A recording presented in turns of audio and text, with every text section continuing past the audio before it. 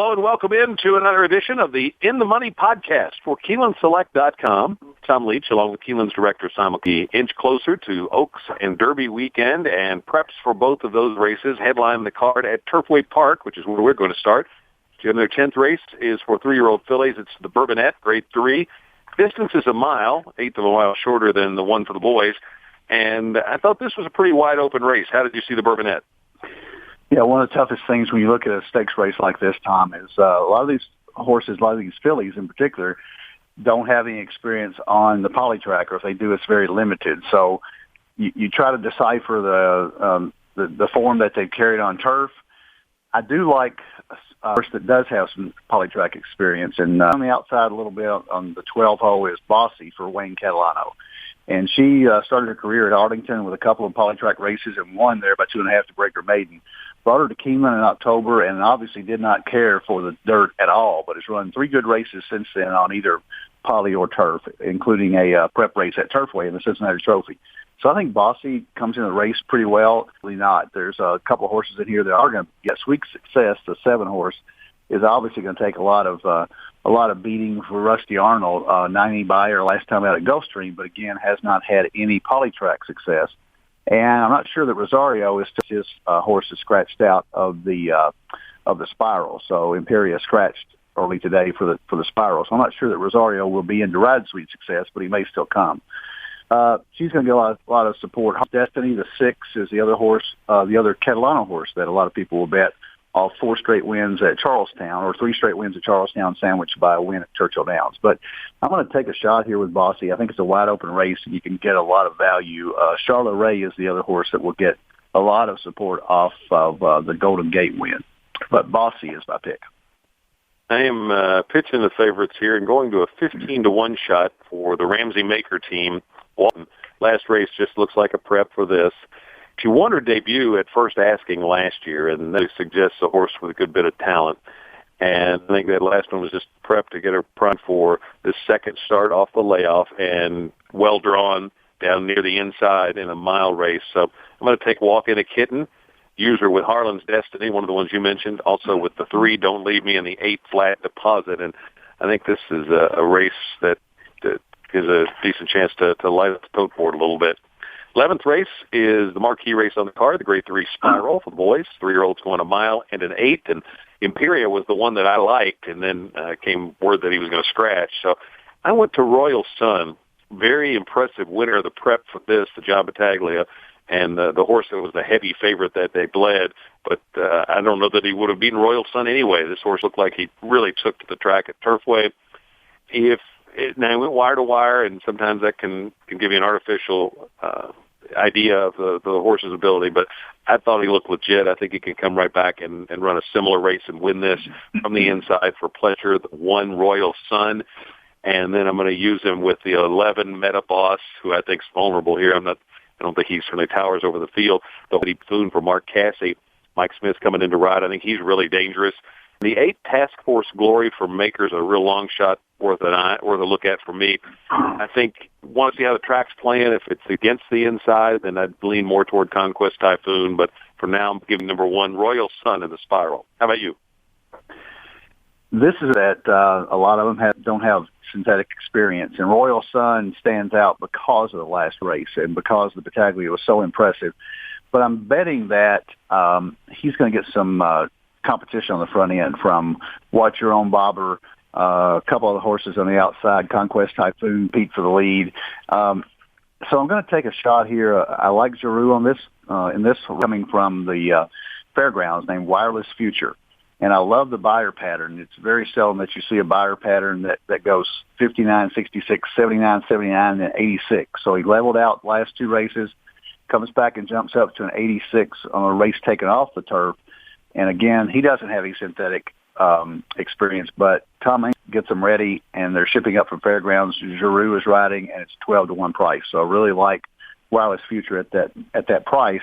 Metaboss was the other horse that I liked. Royal Sun is very likely going to be the favorite, deservedly so, but it scares me a little bit that he jumped up so much the last time in the Battaglia and may regress a little bit off that. But I couldn't find anybody else in here other than those horses that I mentioned. So I don't think it's nearly as wide open as the filly race. So I'm going to take a shot here with West Future the 4 over the 1 Royal Sun using Metaboss the 11 in the second spot of the trifecta. Let's go to Gulfstream. They have a couple of graded stakes races for fillies and mares, a sprint and a 2-turn race. The sprint is first. It's the inside information at 7 furlongs. And some familiar names here, horses we've talked about last year in those New York and Florida. Who did you like? Yeah, some horses we lost money on, I think. If I remember, Centrique got us a little bit of money, but not a lot. Mary Meadow seems to be a standout last couple of races both at Gulfstream. The Hurricane Birdie, the grade 3 last time out, she won by 9.5 for fun after getting bumped at the start. She's on a 3-race win streak, and I think she fits very well here. She ought to like the stretch out to 7 furlongs. And I think if I were going to do a single and a pick 3, I would use Mary Meadow as the single. Sweet Whiskey, the 3-horse for Pletcher. Classic Point, the 4. Classic Point won the Go for 1. There's been off since November 28th and may need a race. And Centrique is always there for Marty Wolfson. So those horses below Mary Meadow in the exactas and tries, I think, for me. I'm going to try to beat Mary Meadow with Sweet Whiskey. She won a graded stake off a similar layoff at Gulfstream last year for Pletcher, and she's training like she's ready to fire off the bench. And she kept really good company last year as a 3-year-old. So I'm going to try to upset the favorite with her. Got to use Mary Meadow, certainly. Classic Point and Best Behavior. The other ones I'll use keying off Sweet Whiskey for me in the to win the inside information. 10th race is the Grade 2 Royal Delta. These fillies and mares 4 and up will go a mile into 16th. You got Molly Morgan in there, who got good at times last year. I think won the Gardenia. But I went to House Rules. I like the 96 buyer coming off a layoff, and maybe she can improve off that. A couple of solid works, so maybe indicating that she's that big number. And she loves Gulfstream Park, which kind of seals the deal for me. So House Rules to win the Royal Delta. Use her with Molly Morgan, the 7, the 1 Swingers Party, and the 3 Sheer Drama. How do you see the Royal Delta?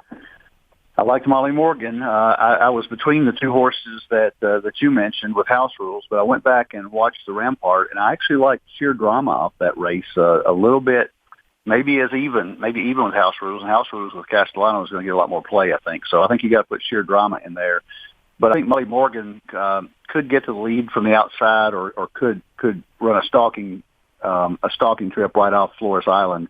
And Corey Lannery for the last couple of weeks has been on fire with Dale Roman. So it seems like every time he gets a 5 or 6 to 1 shot, he wins. So this horse the race sets up perfectly for her, and I think she may run down House Rules. But Sheer Drama is the one that intrigues me. That could be a price, because they might look at that last race and say House Rules beat her straight up after winning by 9.5 the race before. But Sheer Drama is probably a little bit better value under Molly Morgan for 7. 8th race, the last one we'll take a look at, is at Santa Anita. It's the Grade 2 San Luis Rey. You got Finnegan's Wake, who's really gotten good. It's going to be the favorite here, going 1.5 miles on the turf. Can you beat him? I didn't try to beat him. I was trying to figure out who's going to run second to him. So I think Finnegan's Wake, I did try to beat him the last time, and he beat Diamond Bachelor and Power Pad. The horses that came out of the race, the San Gabriel, came back and ran almost the same way in the San Marcos. So that proved to be a key race, and they backed up their form with that last one. So back-to-back 101 buyers, and I think Finnegan's Wake, Dongo Racing really loves this horse, and I think he's a standout here. Joe's Blazing Aaron intrigued me a little bit because he could be the controlling speed. I don't think he can carry him 1.5 miles. He's only gone 1.5 miles twice in his lifetime and has not carried the speed that far. But I didn't see anybody else in here that's going to run against him. And sometimes a 1.5 mile race is controlled by a horse that you don't think is going to get out on an easy lead. And unless Ashley Love Sugar goes out with Joe's Blazing Aaron, Telemo's pretty sharp, and he may set a reasonable pace and could hang on for a piece. So I'm going to take Joe's Blazing Aaron to get in the stretch by Finnegan's Wake. Ashley Love Sugar is the other horse, but the outside post and the distance are question marks there. So Finnegan's Wake on top of Joe's Blazing Aaron for me. Much like in the Mary Meadow race, I'm going to probably go against my better judgment and try to be the favorite. With Power Foot, the 4, I like the 97 buyer that he posted last time was an improvement. And I also think that he won 4 races in his career, and 3 of them have been on the grass at Santa Anita. So he's running where he most likes to compete, and that could give him an opportunity to upset Finnegan's Wake. So I'll use Power Foot on top, use them in exactas with Finnegan's Wake, and also in case the favorite didn't deliver the 9 and the 3, Diamond Bachelor. We're just 2 weeks away from the racing meet getting underway at Keeneland with a big opening weekend card Saturday, the Ashland and the Bluegrass. Next week we got the Florida Derby and Louisiana Derby to talk about, the Dubai races. So lots to explore, and a lot of luck with your wagers this weekend. For Jim Goodman, I'm Tom Leach, and that's the End of the Money podcast for KeenelandSelect.com.